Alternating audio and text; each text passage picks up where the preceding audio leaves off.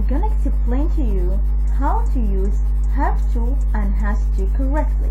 Has to and have to, these verbs, as I mentioned earlier in part 1, called modal verbs. So if you didn't watch part 1 of this lesson, you have to watch it, okay? As in part 1, I told you there is a slight difference between must and have to. We use must to talk about obligation or necessity. I mean that you have no choice or you can't choose what to do. Or in other words, I mean that something is very important or necessary, that you need to do it. Okay, that's for the modal verb must. Now let's talk about the modal verb have to. First, before talking about the use of the modal verb, let's talk how we can use this modal verb. We use have to with the pronouns I can say I have to, we have to, they have to, you have to. Okay, so let's talk about how we can use have to as a modal verb. When we say in the first sentence, you have to do your homework, I mean that you have no choice. Okay, so the modal verb have to means something more situational. It depends on your circumstances. So I'm just telling you that you have no choice. You have to do your homework. So when we use have to in the sentence here, it must be followed by the base form of the verb. As you see here, we have to use the base form do. Sentence number 2. He has to do well in the exam. I mean that something more situational or something depends on his circumstances. He has to do well. And let me tell you that we have to use the modal verb has to. It's a singular, so we have to use it with the pronouns he, she, and it. It's a singular verb. He has to do. Also, it must be followed by the base form of the verb he has to. It must be followed by the same or the base form of the verb. Sentence number 3.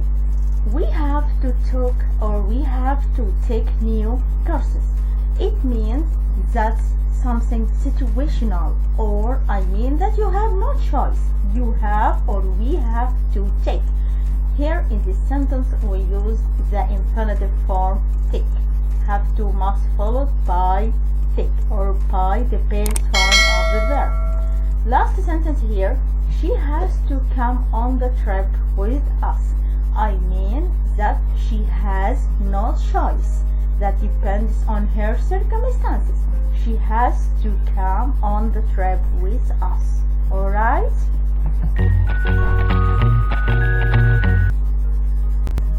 Now, let's talk about the negative form.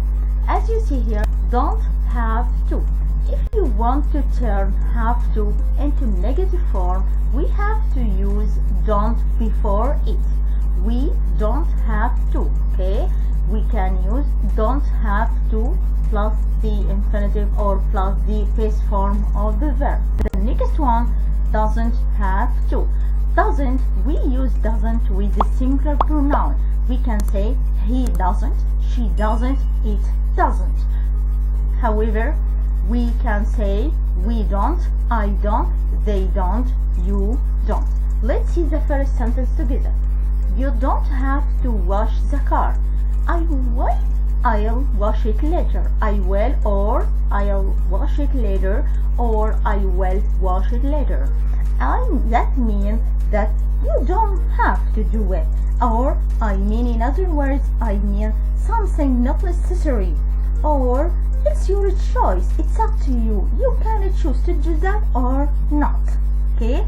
It's something not necessary for you to do that. Let's read it again. You don't have to wash the car. It's something not necessary. You can choose whether you want to wash it or not. Alright? So don't forget that when we use have to, it must be followed by the base form of the verb. Let's move to sentence number 2. She doesn't have to go. Again, when we use singular pronouns like he, she, it, we have to use doesn't. It's a singular, okay? Don't forget, you have to keep that in mind. Doesn't have to go to school.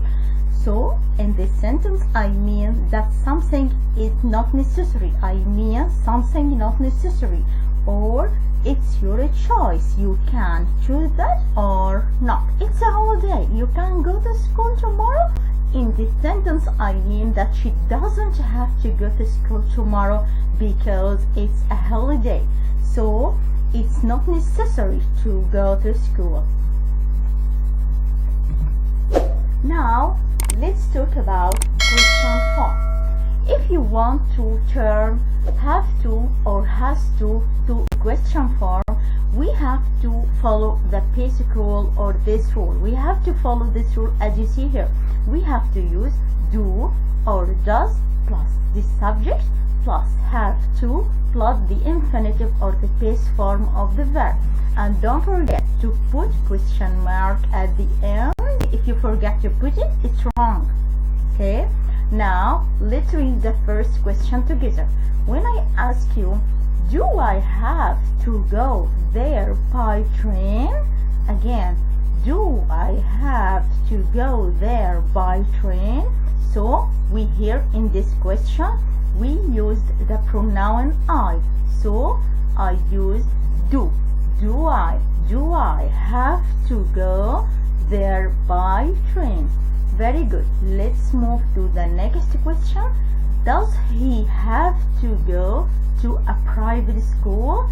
Don't forget this rule. You have to memorize it. Again, do or does. Don't forget that we use do with the pronouns we, I, they, you. And we use does with the pronouns he and she or it. So it must be followed by the subject plus have to plus the infinitive. And don't forget the question mark. Again, does he have to go to a private school? In this question, the pronoun or the subject here is he. So we have to use does. Let's remember that together. As I told you earlier, you have to memorize this rule. Let's read it together. Do I have to plus complementary. Do you have to? Do we have to? Do they have to? Don't forget that. We have to follow this rule well.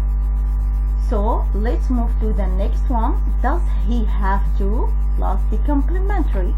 Does she have to? Does it have to?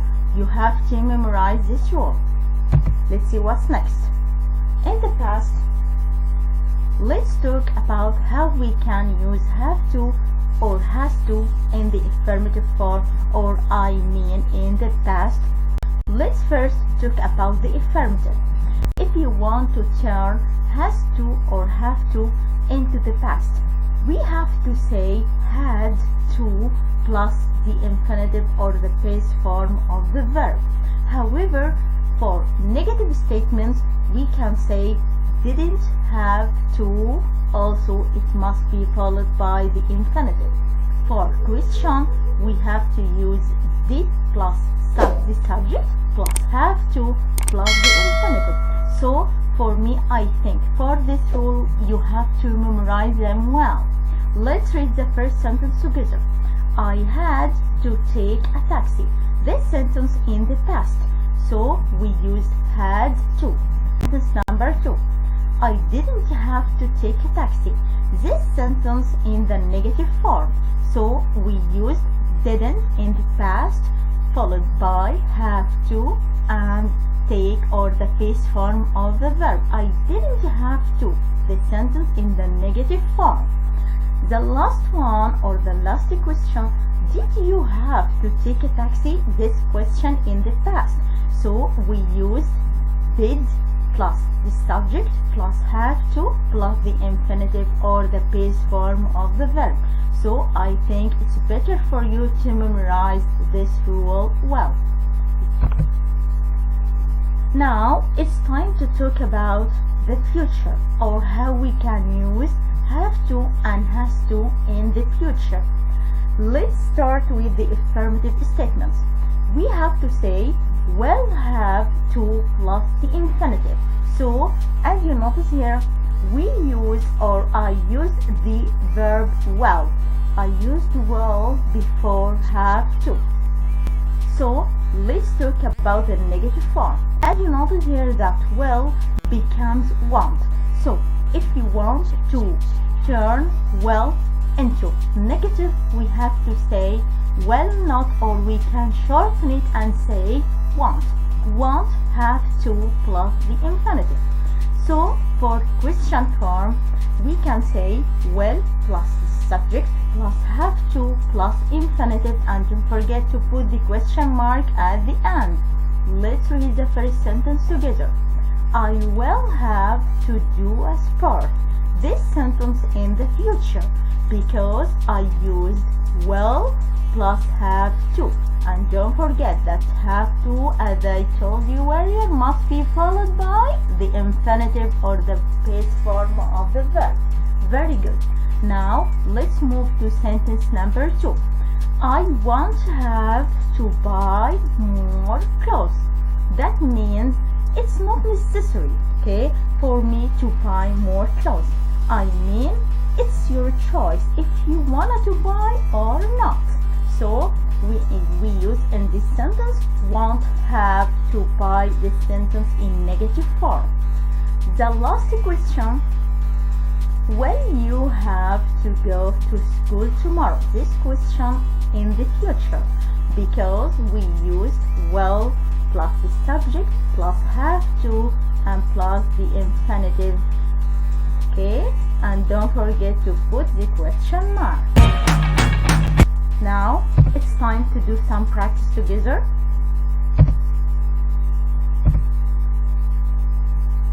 Let's read the first question together.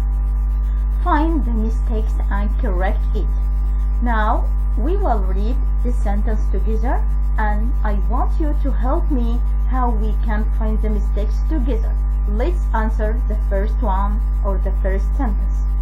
They must to set off soon.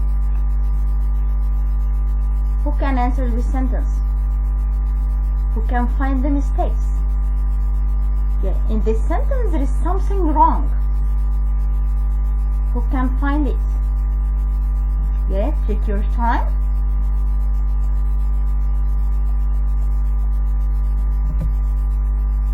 Very good. They must set off. So we have to take off the word to.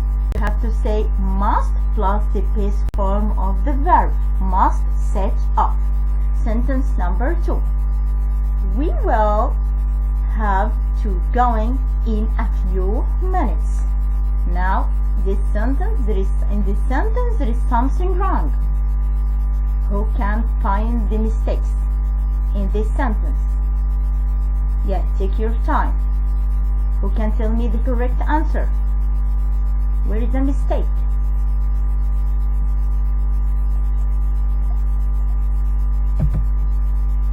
Very good. We will have to go. As I told you earlier, after have to, we have to use the base form or the infinitive. So we have to say we will have to go, not going. Number 3, sentence number 3. Does he has to wear a uniform? In this question, there is something wrong. Who can find it? Take your time. Who can tell me the correct answer? Where is the mistake in this question? Does he have to? Very good, because after does we use the subject and we have to use have to. Excellent. let's move to sentence number 4. Players has to try and kick the ball into the net. Who can tell me the correct answer? Very good. Has to in this sentence is wrong. We have to take it out and say have to, because the subject here is plural, so we have to use have to. The last one, what do we have do? Again, the last one, what do we have do? Now, who can find the mistake in this question? Take your time. Who can give me the correct answer?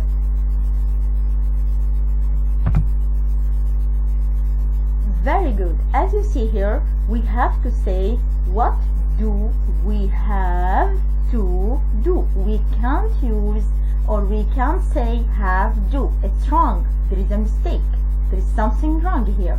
So we have to say, what do we have to do? Very good. Finally, don't forget, the more you practice, the better you're gonna get it. We have finished our today's lesson, so if you enjoyed our lesson today, please subscribe to my YouTube channel to get a lot of different English lessons.